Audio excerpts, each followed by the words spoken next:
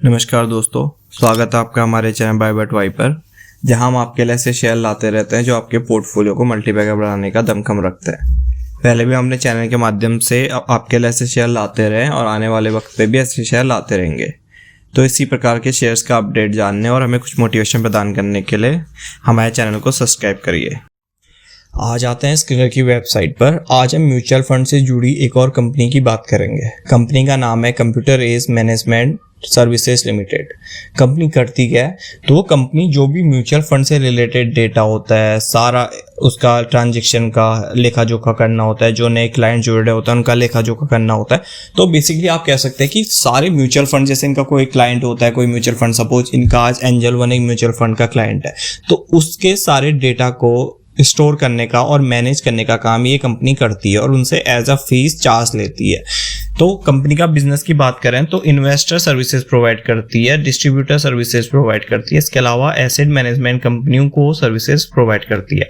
अब बड़े सेगमेंट पे अब इसके बिजनेस की बात करी जाए तो पहला सेगमेंट जो रहता है वो रहता है म्यूचुअल फंड का segment.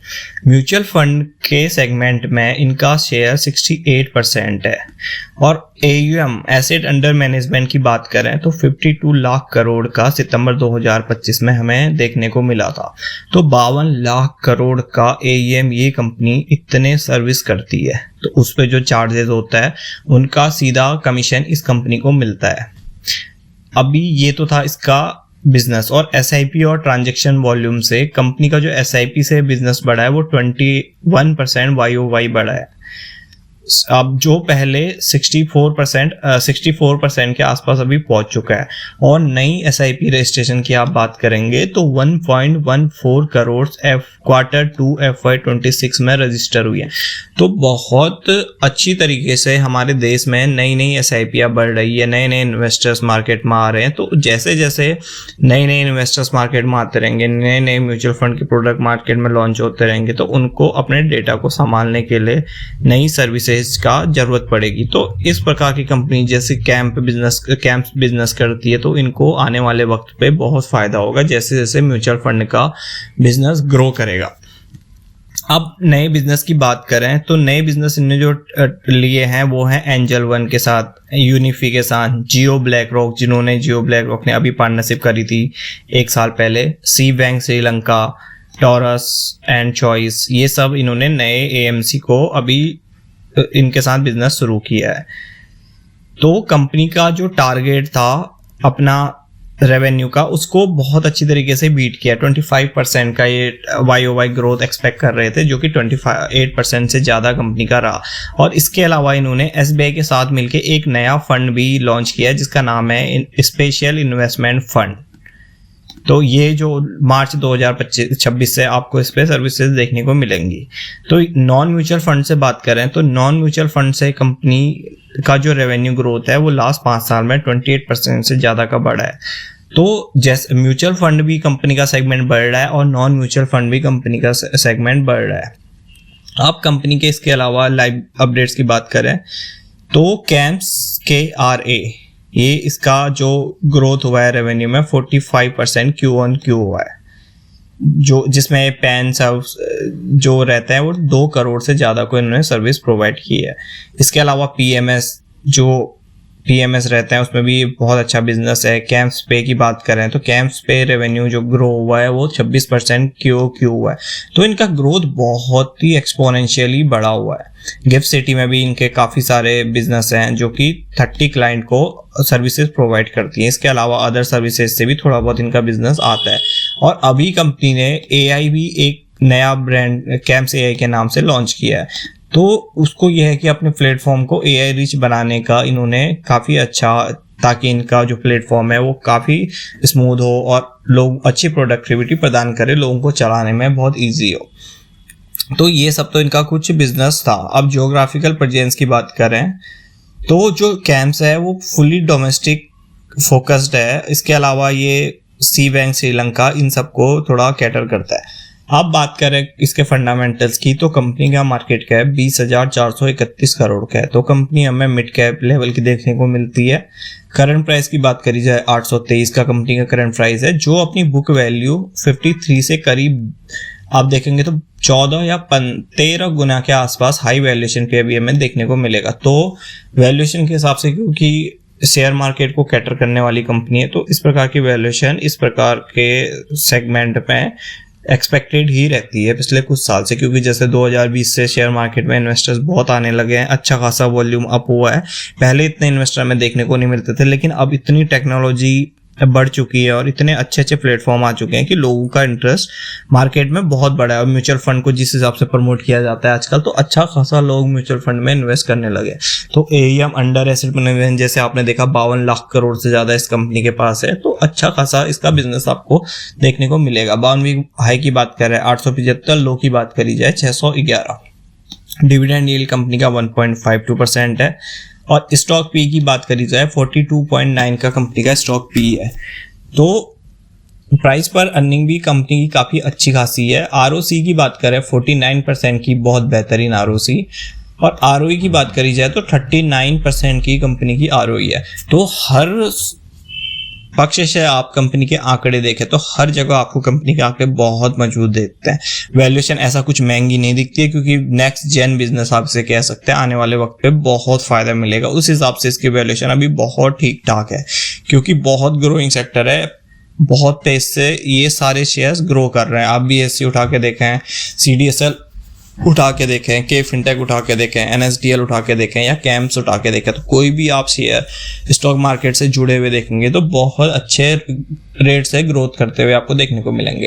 Company almost debt free है। और प्रॉफिट ग्रोथ की बात करें तो 22% के आसपास का पिछले 5 साल का CAGR रहा है प्रॉफिट में। इक्विटी की बात कर रहे हैं, रिटर्न ऑन इक्विटी 40.9% से ज़्यादा की रही है। अच्छा खासा डिविडेंड भी कंपनी पे आउट करती है। अभी कॉन्स की बात करी जाए तो 15.4 टाइम्स अपनी बुक वैल्यू से कंपनी चल रही है।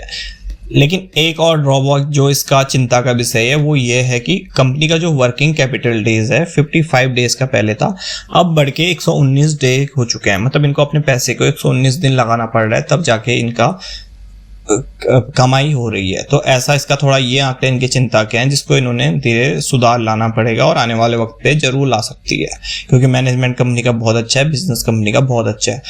अब प्रॉफिट एंड लॉस की बात करें, सेल्स जो मार्च 2018 में 659 करोड़ हुआ करती थी, फिर आप देख सकते हैं एक कांस्टेंट ही आपको साल दर साल देखने को मिलेगी 2021 तक। 2021 में भी सेल्स 706 करोड़ थी। फिर मार्च 2022 में यहाँ पे आपको एक स्पाइक देखने को मिला 910 करोड़। फिर थोड़ा एक 2023 में वही लेवल आपको देखने को मिला, फिर 1000 का आंकड़ा पार किया मार्च 2024 में। और अभी की बात करें तो 1516 करोड़ पे सेल्स पहुंच चुकी है। तो 6-8 सालों में कंपनी की सेल्स करीब 2-2.5 गुना से ऊपर बढ़ चुकी है। तो अभी मार्केट में म्यूचुअल फंड में बहुत सारे लोग इन्वेस्ट कर रहे हैं, और ये जो सेल्स है आने वाले टाइम पे और अच्छे पेस से ग्रो होने का हमें एक्सपेक्टेड है। ऑपरेटिंग प्रॉफिट मार्जिन की बात करें तो 44, 46, 45% का एक huge operating profit margin company ने बना के दिया है। तो कंपनी ने अपने आंकड़ों से कहीं भी निराश नहीं किया है, बहुत अच्छे आंकड़े हैं। नेट प्रॉफिट की बात करें तो कंपनी का नेट प्रॉफिट 146 करोड़ से आज की डेट में बढ़ के 472 करोड़, करीब 3 गुना बढ़ चुका है। तो बहुत अच्छे आंकड़े कंपनी ने दिखाए हैं। 3 गुना प्रॉफिट केवल आपका 6 या 8 सालों में बढ़ते हुए देखने को मिला है। EPS की बात करें 5.99 का EPS आज 19.20 पे पहुंच चुका है। डिविडेंड पे आउट की बात करें तो कंपनी ठीक ठाक डिविडेंड अपने इन्वेस्टर्स को देती है। अब कुछ और आंकड़ों की बात करते हैं। 5 साल में कंपाउंडेड सेल्स ग्रोथ 17% की रही है, वहीं 3 साल की बात करें तो 16% की। अभी टिल डेट की बात करें तो 7% की इसकी कंपाउंड सेल्स ग्रोथ है। तो कंपाउंड सेल्स ग्रोथ लंबे टर्म में अगर हम 5 साल का टर्म की बात करें तो एक डिसेंट सी कंपनी की सेल्स ग्रोथ रही है।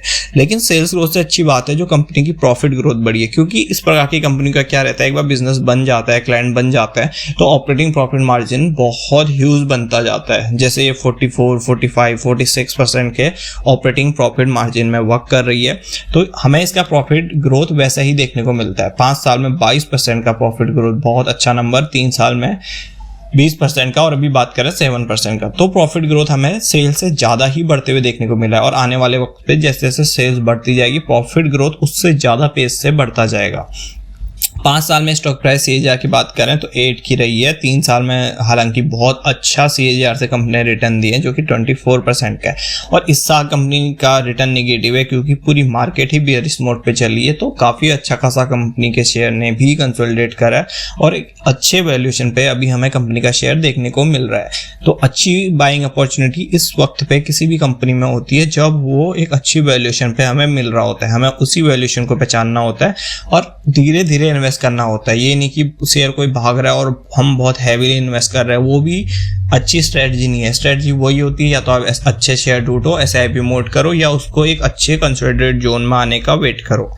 अब रिटर्न ऑन इक्विटी की बात करें, 5 साल में 41% की, 3 साल में 41% की, लास्ट ईयर की बात करी जाए तो 39% की। बोरोइंग की बात करें, केवल 64 करोड़ की कंपनी में बोरोइंग है और टोटल एसेट 1810 करोड़ की है। अब बात करते हैं डेप्टर्स डे। बहुत कम डेप्टर्स डे है क्योंकि सर्विस बेस्ड बिजनेस है, तो 14 डेज का डेप्टर डे है, वही इसकी कैश कन्वर्जन साइकिल है। लेकिन कंपनी का चिंता का विषय जो है, जहां वर्किंग कैपिटल डे पहले 10, 7, -28 ऐसे रहते थे बहुत बेहतरीन, अब अचानक बढ़ के 119 हो चुके हैं। ये क्यों है, इसका रीजन पे कंपनी को काम करना चाहिए रूट कॉज एनालिसिस करके। इसको अगर कंपनी सही कर दे तो बाकी किसी भी आंकड़े में कोई भी कंपनी की दिक्कत नहीं है। बहुत अच्छा शेयर है, आने वाले वक्त का शेयर है, आप इसमें अपने रडार पे रख सकते हैं और किसी भी अपने फाइनेंशियल एडवाइजर से पूछ के इसमें इन्वेस्टिंग की एक स्ट्रेटजी बना सकते हैं। ROC की बात करें तो अभी 49% की इस पे ROC आपको देखने को मिलेगी। प्रमोटर्स की होल्डिंग कर रहे हैं तो प्रमोटर्स की इसमें कुछ भी होल्डिंग नहीं है, लेकिन बात कर रहे हैं फॉरेन इंस्टीट्यूट इन्वेस्टर्स की और DII की। जो इंस्टीट्यूट इन्वेस्टर है उन्होंने बहुत अच्छी होल्डिंग इस पे बना के रखी है। 44.44% की होल्डिंग यहाँ पे FII पे है और DII की बात करें तो 22% की होल्डिंग DII की है। वहीं गवर्नमेंट ने अभी इस पे थोड़ा सा स्टेक लिया है, 0.01% का एक नाम मात्र का स्टेक गवर्नमेंट ने लिया है। और पब्लिक पे बात करें तो 33.50% का स्टेक आपको पब्लिक पे देखने को मिलेगा। तो कंपनी बहुत अच्छी है, आप अपनी रडार पे रख सकते हैं और अपने हिसाब से इस कंपनी में प्लान कर सकते हैं कि अगर आपको इन्वेस्ट करना है तो एक अच्छी स्ट्रेटजी बना सकते हैं, अच्छी तरीके से इसको रिसर्च करके, और अपना नॉलेज भी बढ़ा सकते हैं स्टॉक मार्केट में, और इस प्रकार के शेयर्स को अपने रडार पे जरूर रखिए।